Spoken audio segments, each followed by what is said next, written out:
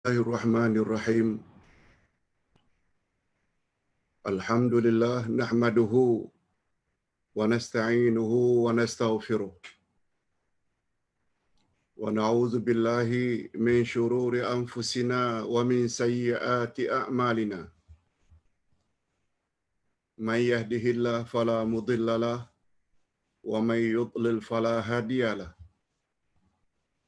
Asyhadu an la ilaha illallah wahdahu la syarika lahu wa asyhadu anna Muhammadan abduhu wa rasuluh la nabiyya ba'dah. Allahumma salli wa sallim ala nabiyyina Muhammad wa ala alihi wa sahbihi ajma'in, amma ba'd. Hadirin dan hadirat serta para pemirsa yang saya hormati, Assalamualaikum warahmatullahi wabarakatuh.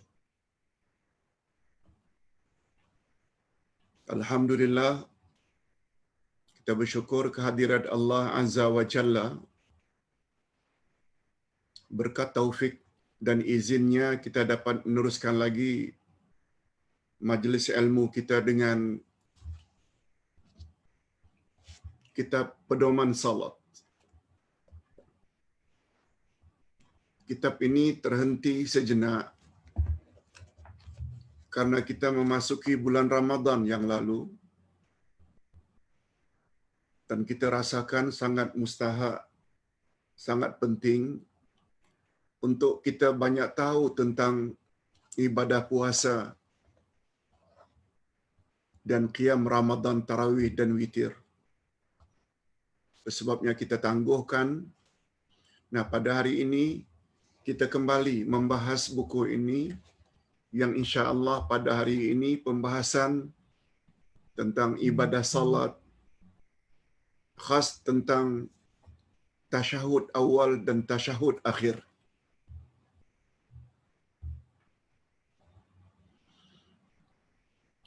Perkataan tasyahud pada asalnya diambil perkataan syahadah, asyhadu an la ilaha illallah wa asyhadu anna Muhammad Rasulullah.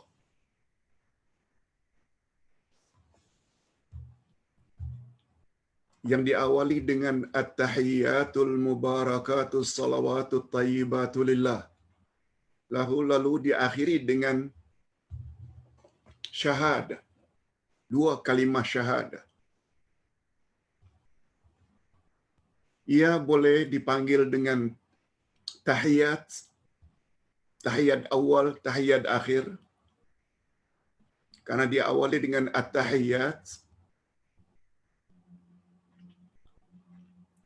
Dia juga boleh dipanggil dengan tasyahud. Tasyahud awal dan tasyahud akhir. Dua-dua boleh. Cuma bezanya tasyahud awal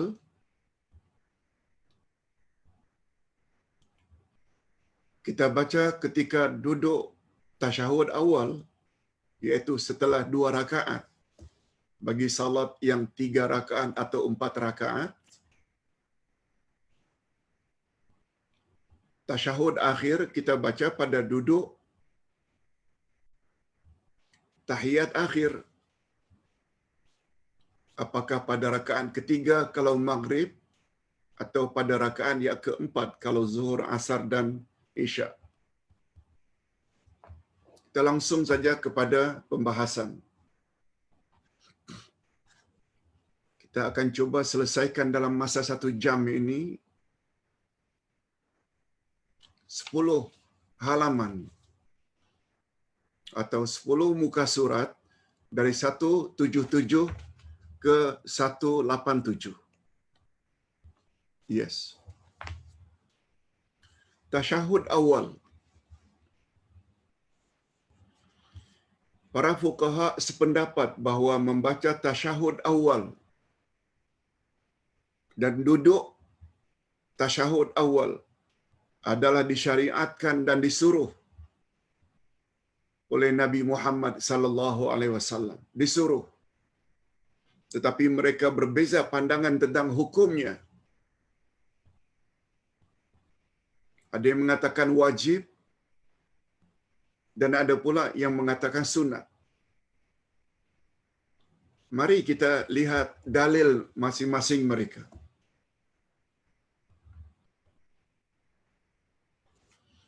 Jumhurul fuqaha, majoriti ulama fiqh mengatakan bahawa hukumnya sunat. Majoriti jumhurul fuqaha berkata hukumnya hanya sunat. Andai kata seseorang itu lupa duduk tahiyat awal, salatnya masih sah. Salatnya sah. Dalil mereka karena seorang sahabat di zaman Nabi sallallahu alaihi wasallam pernah terlupa duduk tahiyat awal. Lalu makmum di belakang bertasbih menegur bahawa beliau sepatutnya duduk tahiyat awal. Lalu imam tersebut memberi isyarat supaya makmum di belakang bangun, berdiri, ikut dia.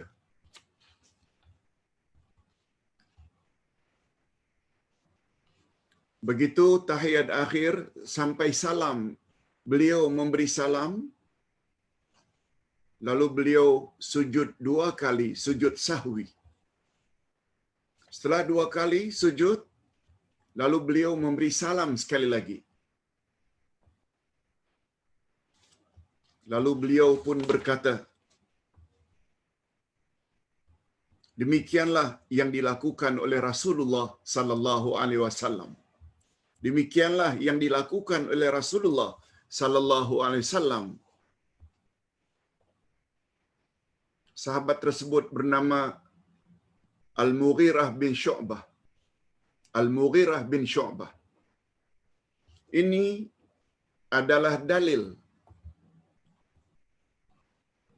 yang menguatkan bahawa duduk tahiyat awal dan membaca tasyahud awal hukumnya hanya sunat.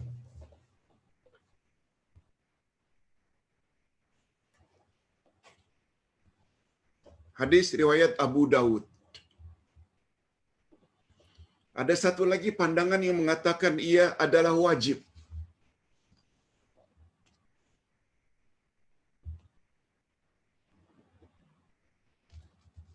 Kita baca sedikit. Tidak ada satu riwayat pun yang datang dari Rasulullah sallallahu alaihi wasallam yang baginda bersalawat kepada dirinya dan keluarganya dalam tasyahud awal.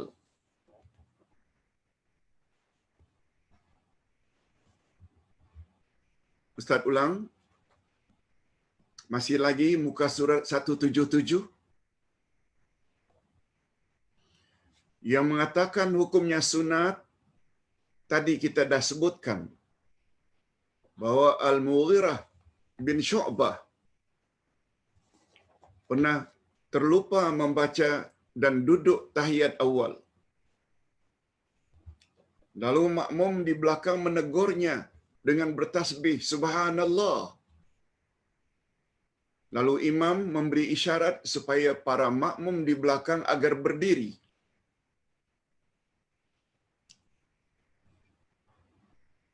Lalu imam tersebut sujud 2 kali, sujud sahwi pada penghujung salatnya. Lalu Syu'bah bin Mughirah kata, demikianlah kami disuruh oleh Rasulullah sallallahu alaihi wasallam. Ini memberi isyarat duduk tasyahud awal dan membaca tasyahud awal hukumnya hanya sunat, bukan wajib. Sebab kekurangan duduk dan tasyahud awal itu boleh cover, boleh ditutup dengan sujud sahwi. Adapun mereka yang berpendapat hukumnya wajib, mereka menggunakan hadis Nabi sallallahu alaihi wasallam, sallu kama raaitumuni usalli. Salatlah kamu sebagaimana kamu tengok cara aku salat. Cara salat Rasulullah sallallahu alaihi wasallam memang baginda tidak pernah meninggalkan duduk dan membaca tasyahud awal. Namun demikian pendapat yang lebih kuat, hukumnya hanya sunat. Itu pendapat yang lebih kuat. Kita teruskan pandangan Imam Ibnul Qayyim. Bacaan tasyahud awal ni sampai di mana? Kita tengok pandangan Imam Ibnul Qayyim. Menurut Imam Ibnul Qayyim, tidak ada satu riwayat pun datang daripada Rasulullah sallallahu alaihi wasallam yang baginda berselawat kepada dirinya dan keluarganya dalam tasyahud awal.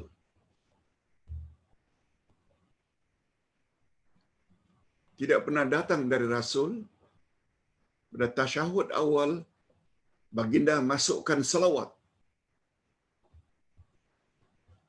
Baginda juga tidak membaca doa sesudah tasyahud awal, sebagaimana baginda galakkan bila kita baca tasyahud akhir. Adapun sesudah tasyahud akhir, memang ada riwayat yang sahih yang baginda sambung tasyahud dengan selawat dan doa. Maksudnya, menurut pandangan Imam Ibnul Qayyim ini, tasyahud awal atau tahiyat awal, dia hanya sampai asyhadu an la ilaha illallah wa asyhadu anna Muhammadar Rasulullah. Tanpa salawat, Allahumma salli ala Muhammad wa ala ali Muhammad. Tanpa doa. Itu maksudnya.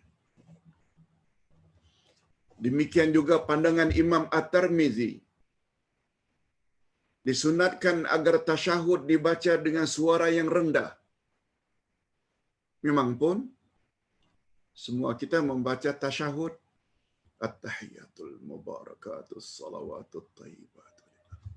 Rendah, bukan dengan suara yang keras. Demikianlah amalan ahli ilmu. Ahli ilmu maknanya para ulama.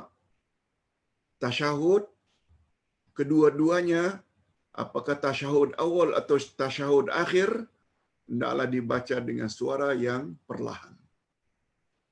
Mereka berpendapat hendaknya seseorang jangan memanjangkan duduknya pada rakaat kedua. Rakaat kedua maksudnya tasyahud awal, dan jangan hendaknya dia menambah sesuatu sesudah membaca tasyahud.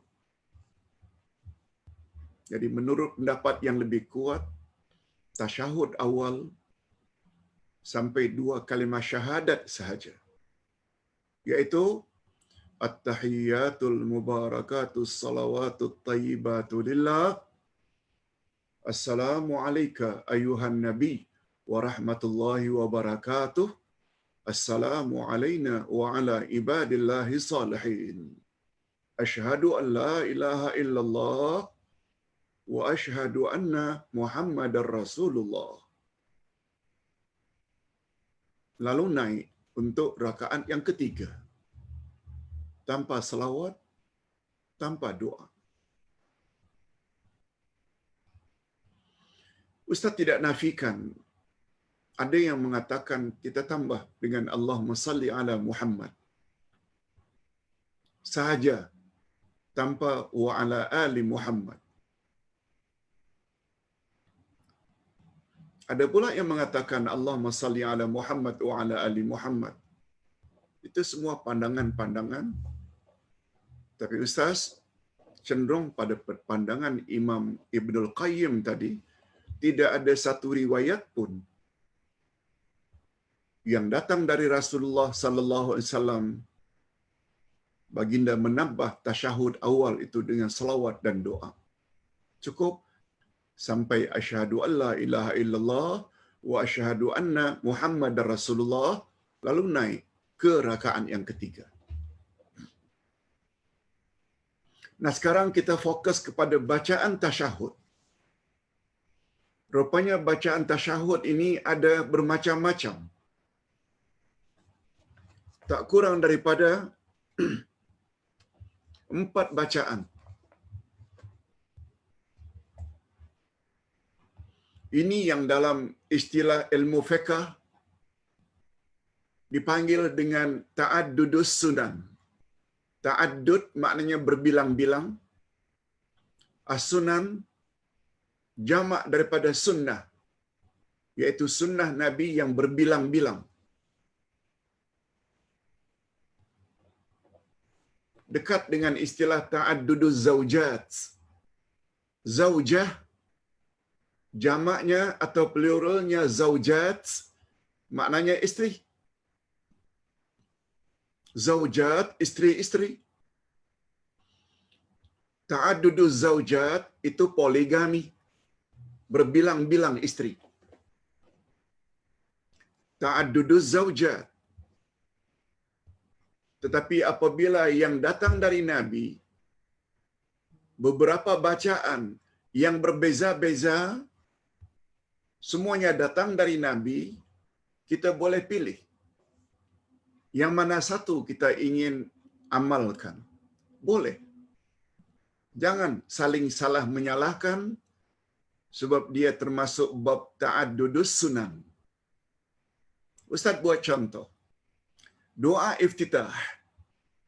Ada yang membaca wajjahtu wajhiya lilladzi fataras samawati wal ard hingga akhir. Ada pula yang Nabi pernah baca Allahumma ba'id baini wa baina khataayaya kama ba'ata bainal masyriqi wal maghrib. Nabi juga pernah membolehkan sahabat membaca Allahu akbar kabira walhamdulillahi katsira subhanallahi bukrata wa asila. Itu saja dah 3 doa iftitah yang pernah disuruh dan dibenarkan oleh Nabi Muhammad sallallahu alaihi wasallam. Kita hendak pilih doa iftitah yang mana satu? Silakan. Semuanya boleh. Di sini perlunya kita memperluas ilmu tentang ajaran agama. Dan Ustaz melihat keluasan ilmu seseorang tentang sunnah Nabi ini di antara sebab utama kurang perpecahan dan saling salah menyalahkan. Kalau begitu, orang yang suka salah menyalahkan orang lain, sebenarnya mereka orang yang cetek ilmu, orang yang kurang ilmu. Kita pernah baca, ini tahiyat dari Ibnu Abbas, ini tahiyat yang diriwayatkan daripada Ibnu Mas'ud, ini riwayat daripada Umar bin Khattab, ini riwayat dari Siti Aisyah. Untuk tahiyat atau tasyahud ini saja ada 4 riwayat. Kita nak ikut cara Aisyah boleh, juga sahih. Nak ikut cara Abdullah ibnu Mas'ud boleh, Abdullah ibnu Abbas boleh, dan lain-lain. Di sini kelebihannya. Bila kita banyak tahu tentang selok-belok agama, yang jadi masalah, kita belajar satu mazhab saja. Ini mulalah orang buat lain saja sesat, tak betul, bid'ah, karena kekurangan ilmu. Karena kekurangan ilmu.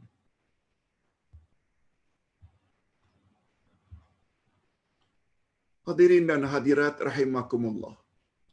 Kita baca.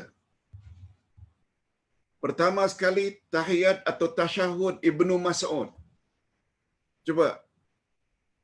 Mungkin kita tidak biasa mengamalkan ini. At-tahiyyatu lillah wassalawatu wattayyibat. Assalamu alayka ayuhan nabi wa rahmatullahi wa barakatuh. Assalamu alayna wa ala ibadillahi salihin. Asyhadu an la ilaha illallah wa asyhadu anna Muhammadan abduhu wa rasuluh. Okey. Kalau itu kita tidak biasa, tak apa. Coba kita tengok pula tasyahud Ibnu Abbas. Ini yang biasanya masyarakat Islam Nusantara mengamalkan ini. Karena Imam Asy-Syafi'i memilih tasyahud ini. At-tahiyyatul mubarakatus salawatut thayyibatu lillah. Assalamu alayka ayuhan nabi wa rahmatullahi wa barakatuh. Assalamu ala ibadillahi salihin. Asyhadu an la ilaha illallah wa asyhadu anna Muhammadan Rasulullah. Ini yang kita baca, boleh? Ini riwayat dari Abdullah ibnu Mas'ud. Ada lagi tasyahud dari Aisyah yang diriwayatkan oleh Imam Malik. At-tahiyyatu at-tayyibatu as-salawatu az-zakiyatu lillah. Asyhadu an la ilaha illallah wa anna Muhammadan abduhu wa rasuluh. Assalamu alayka ayuhan nabi wa rahmatullahi wa barakatuh. Assalamu alayna wa ala ibadillahi salihin. Boleh? Tasyahud Umar ibn al-Khattab yang diriwayatkan oleh Imam Malik juga. Lain lagi. At-tahiyyatu lillah, az-zakiyatu lillah, at-tayyibatu salawatu. Assalamu alayka ayuhan nabi wa rahmatullahi wa barakatuh. Assalamu alayna wa ala ibadillahi salihin. Asyhadu an la ilaha illallah wa asyhadu anna Muhammadan abduhu wa rasuluh. Okey. Ustaz dedahkan ini semua bukan untuk dihafal ya. Bila kita hafal satu daripadanya pun dah cukup. Apalagi kita yang sudah umur lanjut ini susah nak menghafal yang baru. Yang sudah berpuluh-puluh tahun kita amalkan, umpamanya tasyahud Ibnu Abbas tadi. Yang menjadi pilihan Imam Asy-Syafi'i. Mengapa Imam Asy-Syafi'i pilih yang itu? Nanti kita akan sebut sebabnya. Kita teruskan. Imam An-Nawawi berkata, ini ulama besar Imam Asy-Syafi'i, mazhab Syafi'i. Semua hadis tentang tasyahud di atas 4 macam, semuanya sahih. Dan yang paling sahih daripada semua adalah tasyahud Ibnu Mas'ud. Kemudian disusuli oleh tasyahud Ibnu Abbas. Pandangan ini juga disokong oleh At-Tirmizi, Al-Khattabi, Ibnu Abdul Bar dan Ibnu Al-Munzir. Begitu pandangan Imam An-Nawawi. Imam Asy-Syafi'i pula berkata, mana-mana tasyahud jika dibaca sudah memadai. Sudah memadai. Mana-mana tasyahud yang ingin dibaca dari 4 tadi. Dan semua ulama sepakat bahawa kita diperbolehkan membaca salah satu daripadanya.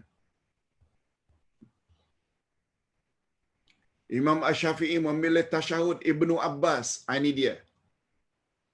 Radhiyallahu anhuma.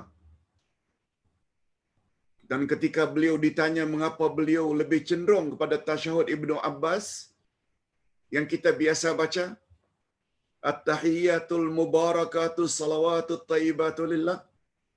Kata beliau, saya memilih tasyahud Ibnu Abbas karena di dalam tasyahud itu ada tambahan tidak ada pada tasyahud yang lain, yaitu al-mubarakat. Itu tidak ada pada yang lain. Dan karena ia lebih sesuai dengan kehendak Al-Quran. Lalu beliau baca ayat Quran surat An-Nur atau surah 24 ayat 61. Allah berfirman, A'udzu billahi minasyaitonir rajim. فَإِذَا دَخَلْتُم بُيُوتًا فَسَلِّمُوا عَلَى أَنفُسِكُمْ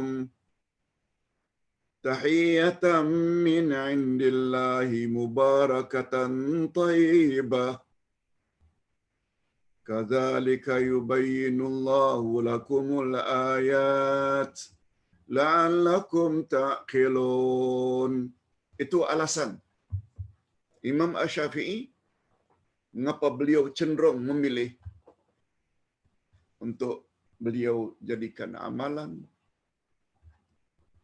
tasyahud atau tahiyat Ibnu Abbas. Karena di dalamnya ada al-mubarakat. Ini sesuai dengan ayat kata beliau. Surat An-Nur ayat 61 yang maknanya, dan apabila kamu memasuki suatu rumah dari rumah-rumah kamu atau rumah-rumah ini, hendaklah kamu memberi salam kepada penghuninya, yang berarti memberi salam kepada dirimu sendiri. Salam dan yang ditetapkan dari sisi Allah, yang diberi berkat lagi baik. Al-mubarakat, at-tayyibat. Demikianlah Allah menjelaskan ayat-ayatnya bagimu agar kamu memahaminya. Sebabnya bila kita masuk rumah, walau dalam rumah itu tidak ada seorang pun penghuni, rumah kosong, kita tinggalkan, keluar rumah bekerja, tak ada seorang pun dalam rumah, kita tetap digalakkan memberi salam. Assalamualaikum warahmatullahi wabarakatuh. Sebab salam kita itu akan balik pada diri kita juga. Mudah-mudahan kita diberi oleh Allah keselamatan, keberkatan, kebaikan, dan lain-lain. Itu maksudnya.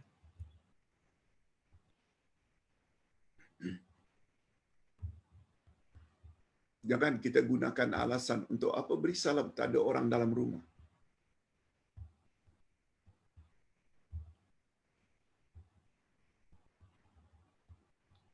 Nah, kalau begitu, untuk apa beri salam mengakhiri salat kita? Assalamualaikum warahmatullahi, assalamualaikum warahmatullahi. Padahal tak ada orang lain pun di kanan dan di kiri kita. Mengapa memberi salam? Jangan banyak gunakan otak dalam hal-hal agama. Allah dah sebut dah, bila kamu beri salam masuk rumah, kalau tak ada orang pun, salam itu akan balik pada dirimu sendiri. Sebab salam itu adalah doa. Jangan terlalu banyak gunakan akal dalam persoalan agama. Hadirin dan hadirat rahimakumullah. Sekarang kita masuk tasyahud akhir dan selawat ke atas Nabi Muhammad sallallahu alaihi wasallam. Kalau tadi selesai tasyahud awal,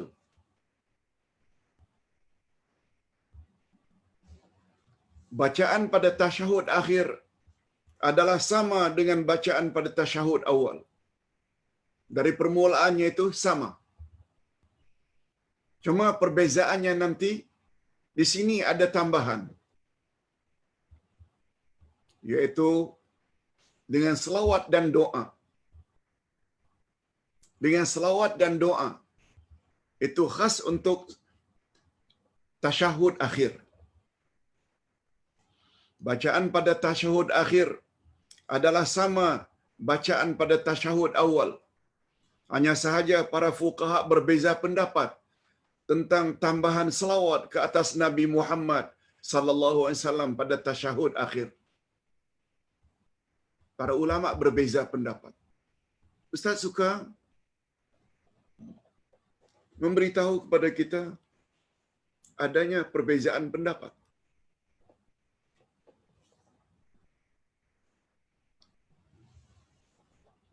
Bila masing-masing ada dalilnya, Mereka boleh beramal sesuai dengan apa yang mereka yakini. Sebagaimana yang Ustaz katakan tadi, bila ada perbezaan pendapat para ulama, masing-masing ada dalil, akan mengurangi perpecahan dalam masyarakat. Sebab masing-masing menghormati pandangan orang lain. Yang suka berkelahi ini karena ilmu kurang.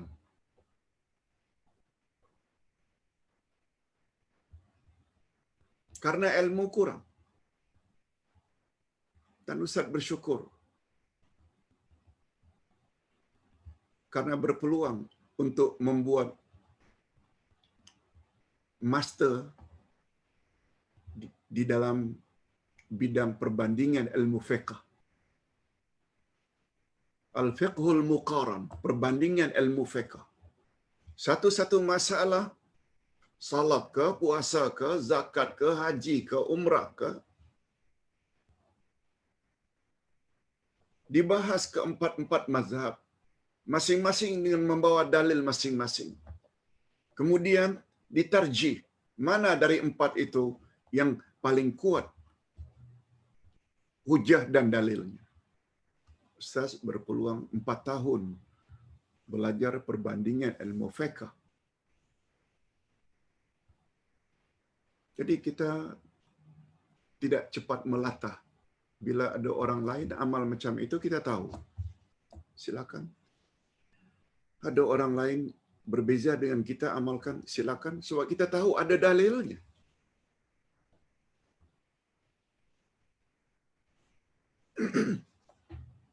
Sebabnya barangkali kita pernah dengar kata-kata Dr. Profesor Hamka, Allah yarham.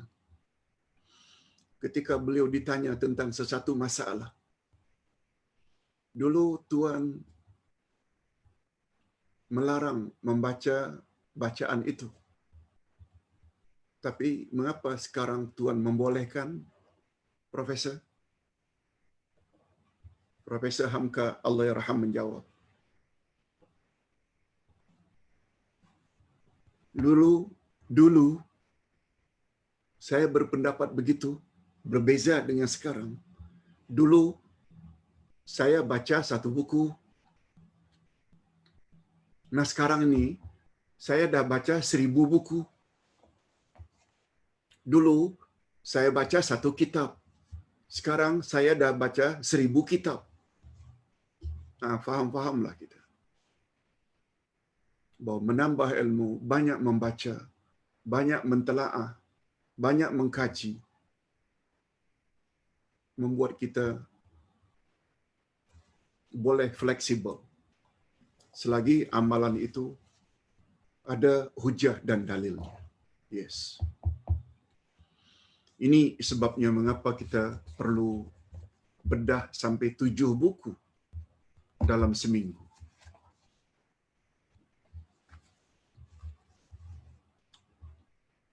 Udah yakin tidak banyak yang coba membimbing pengikutnya dengan menggunakan kitab. Dan Ustaz pula bukan ingin membanggakan diri, semua kitab-kitab yang Ustaz bimbing ini, Ustaz kaji. Ustaz sendiri yang tulis, jadi Ustaz sangat memahami apa yang Ustaz telah kaji dan tulis. Mudah-mudahan kita sama-sama mendapat faedah daripada apa yang kita timba di dalam majlis ilmu online seperti ini. Kita berdoa mudah-mudahan acara atau program ini lancar di masa hadapan. Seperti buku ini sebentar lagi akan tamat. Kita, Ustaz dah siap dah dengan sambungan buku yang baru. Buku yang baru yang berkaitan juga dengan ibadat. Masing-masing kita akan kuatkan dengan hujah dan dalil. Supaya kita tidak jadi insan yang terus-menerus bertaklid buta, ikut saja tanpa mengetahui dalil. Hadirin dan hadirat rahimakumullah. Adapun perbezaan tentang hukum penambahan selawat itu, Ustaz sebut. Imam Abu Hanifah dan Imam Malik berpendapat selawat ke atas Nabi dan keluarganya serta selawat Ibrahimiyah. Selawat Ibrahimiyah ini maknanya Allahumma salli ala Muhammad wa ala ali Muhammad kama sallaita ala Ibrahim. Itu selawat Ibrahimiyah. Kata Imam Abu Hanifah dan Imam Malik, itu hanya sunat sahaja. Sedangkan Imam Asy-Syafi'i dan Imam Ahmad Ibnu Hanbal pula berpendapat salawat ke atas Nabi adalah wajib. Tetapi mereka berbeza pendapat tentang salawat ke atas keluarga Nabi Muhammad sallallahu alaihi wasallam. Menurut Imam Asy-Syafi'i, hukum membaca salawat tersebut hanya sunat, dan menurut Imam Ahmad Ibnu Hanbal pula wajib membaca salawat ke atas keluarga baginda. Jangan bimbang. Ini hanya sebagai tambahan ilmu saja. Apa yang selama ini berpuluh-puluh tahun kita sudah amalkan macam yang kita bacakan tadi, sudah betul dah. Ini hanya untuk menambah pemahaman. Jika ada orang yang berpendapat lain dari pendapat kita, jangan cepat-cepat menyalahkan.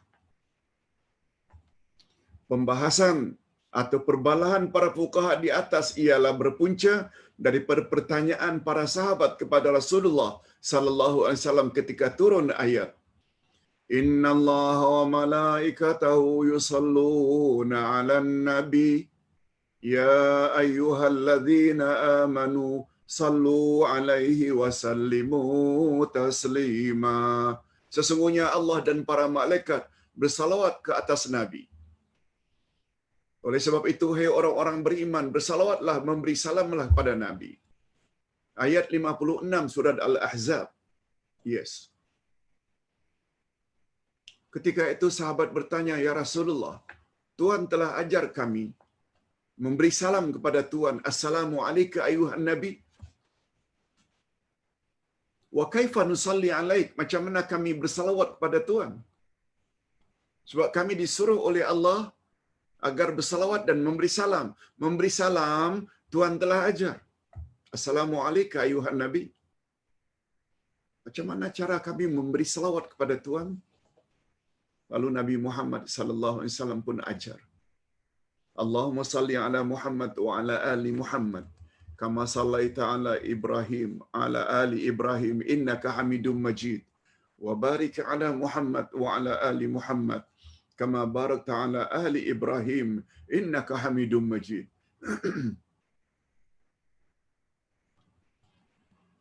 Hadirin dan hadirat serta para pemirsa yang saya hormati, golongan yang berpendapat selawat setelah tasyahud akhir tidak wajib berkata bahawa hadis tersebut tidak menunjukkan ianya mesti dibaca dalam selawat, dalam salat.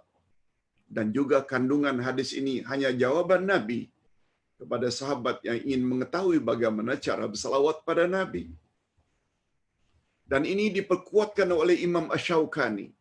Katanya, dalam hadis ketika baginda mengajar sahabatnya yang rosak salatnya karena tidak tumak nina, baginda tidak menyebut tentang membaca selawat sesudah tasyahud akhir. Hal ini memperkuat hujah bahawa selawat sesudah tasyahud akhir tidak wajib. Ini pandangan yang mengatakan selawat tidak wajib. Apalagi baginda mengakhiri hadisnya dengan mengatakan, "Iza fa'alta zalik faqad tammat salatuk." Jika kamu telah melakukan yang demikian, maka selesailah salatmu. Mereka juga memperkuat lagi hujah mereka dengan membawa hadis Ibnu Mas'ud.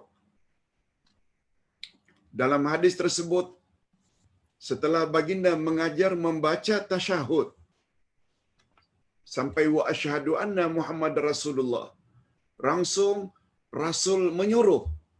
Apa kata Nabi? Tsummal yakhtar ahadukum minad du'a a'jabahu ilaihi fayad'u bih.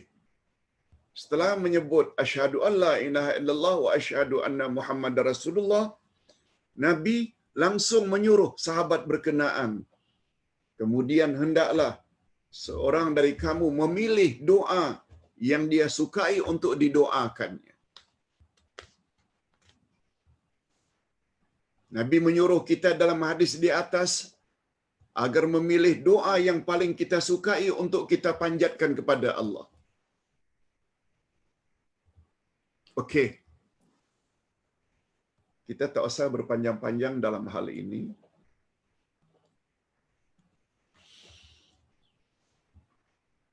Itu hanya pandangan.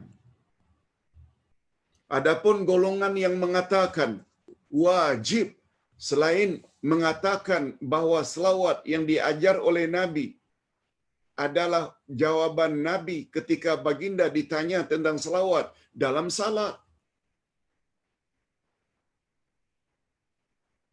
Yang pertama tadi mengatakan itu jawaban Nabi ketika ditanya selawat di luar salat. Yang ini mengatakan ini jawaban Nabi tentang selawat dalam salat. Mereka juga memperkuatkan hujah mereka dengan hadis fadalah. Ini hadis fadalah.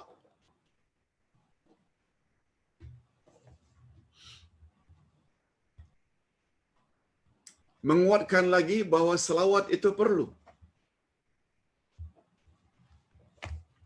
Ketika baginda Rasul sallallahu alaihi wasallam sedang duduk, tiba-tiba datanglah seorang laki-laki, lalu dia mengerjakan salat.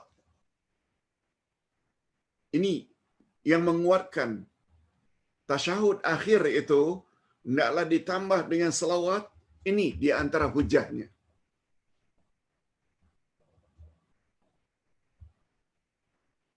Lalu laki-laki itu mengerjakan salat, lalu ia berdoa dalam salatnya. Mengakhiri salatnya, setelah tasyahud, at-tahiyatul mubarakatuh salawatut tayyibatu lillah. Assalamu alayka ayuhan nabiyyu wa rahmatullahi wa barakatuh.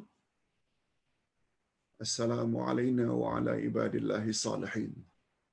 Asyhadu an la ilaha illallah wa asyhadu anna Muhammadar Rasulullah. Langsung lelaki tersebut membaca doa, Allahumma ghfirli warhamni. Ya Allah, kasihanilah aku, ampunilah aku dan kasihanilah aku. Cuba dengar apa kata Nabi. Menegur sahabat tersebut. Rasulullah sallallahu alaihi wasallam lalu menegur, engkau gopoh. Wahai orang yang sedang salat, engkau gopoh.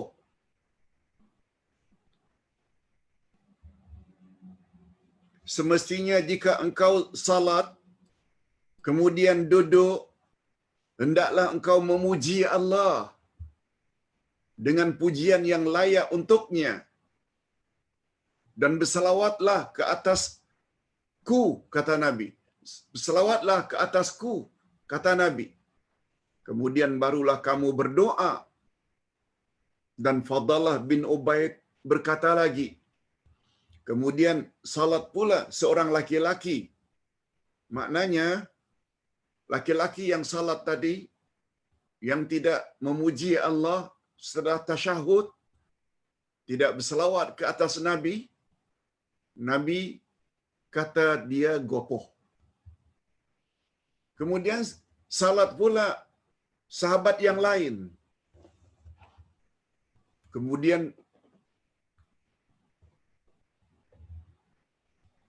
Kemudian salat pula seorang laki-laki yang lain sesudah itu. Ini orang lain pula. Dia memuji Allah dan berselawat ke atas Nabi sallallahu alaihi wasallam setelah tasyahud ini. Dia berselawat ke atas Nabi, dia memuji Allah.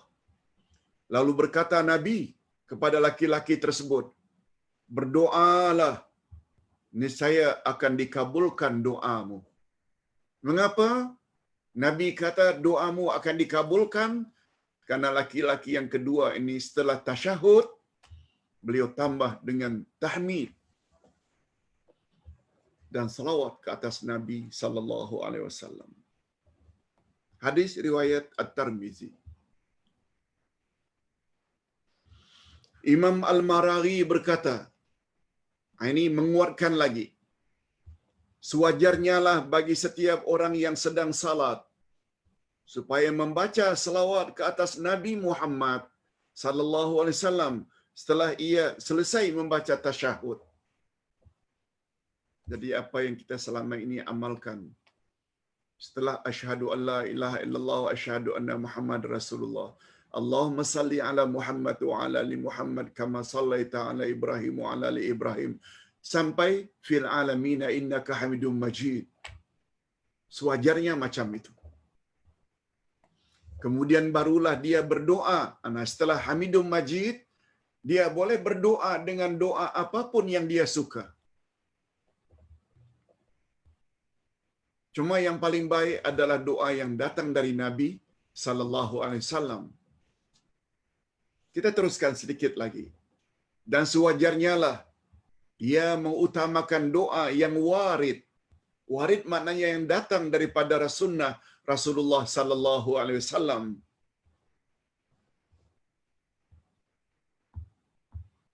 Dan doa yang paling popular yang datang dari Nabi setelah tahiyat akhir yaitu mohon dilindungi dari 4 perkara.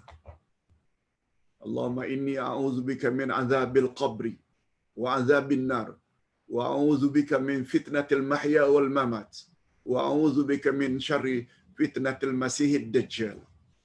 Ya Allah, aku mohon dilindungi daripada azab kubur dan azab api neraka. Aku juga mohon dilindungi dari kejahatan fitnah hidup dan mati. Dan aku juga mohon dilindungi daripada fitnah Dajjal akhir zaman. Dan boleh kita tambah dengan doa-doa yang lain. Dari ayat Quran boleh. Rabbana atina fid dunya hasanah. Boleh. Rabbana zalamna anfusana wa illam taghfir lana wa tarhamna. Boleh.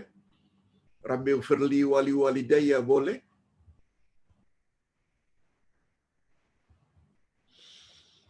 Diriwayatkan dari Umar ibn Khattab radhiyallahu anhu katanya. Apa kata Umar ibn Khattab? Inna du'a mawqufun baina samai wal ard. La yas'adu minhu syai'un hatta tusalli ala nabiyyik. Nah, ini menguatkan lagi perlunya kita berselawat setelah tasyahud. Sesungguhnya doa akan terhenti antara langit dan bumi, terhenti. Tidak naik ke atas. Doa seseorang dari bumi terhenti. Di antara langit dengan bumi terhenti, tidak naik. Ia tidak naik sedikit pun sehingga kamu bersalawat ke atas Nabi-Mu sallallahu alaihi wasallam. Jadi bersalawat ke atas Nabi ini perlu dibaca. Itu sebabnya Ustaz tadi kata apa yang kita telah amalkan selama ini sudah betul dah. Kita tidak pilih satu di antara yang 4 tadi, silakan. Kalau kita dah terbiasa dengan anjuran Imam Asy-Syafi'i, iaitu tasyahud,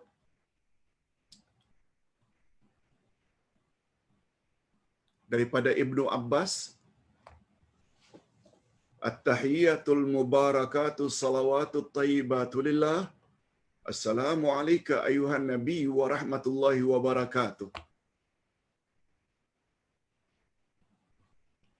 Assalamu alayna wa ala ibadillahi salihin. Asyhadu an la ilaha illallah wa asyhadu anna Muhammadar Rasulullah. Tasyahud awal cukup sampai di situ. Kita dah jelaskan tadi. Adapun tasyahud akhir,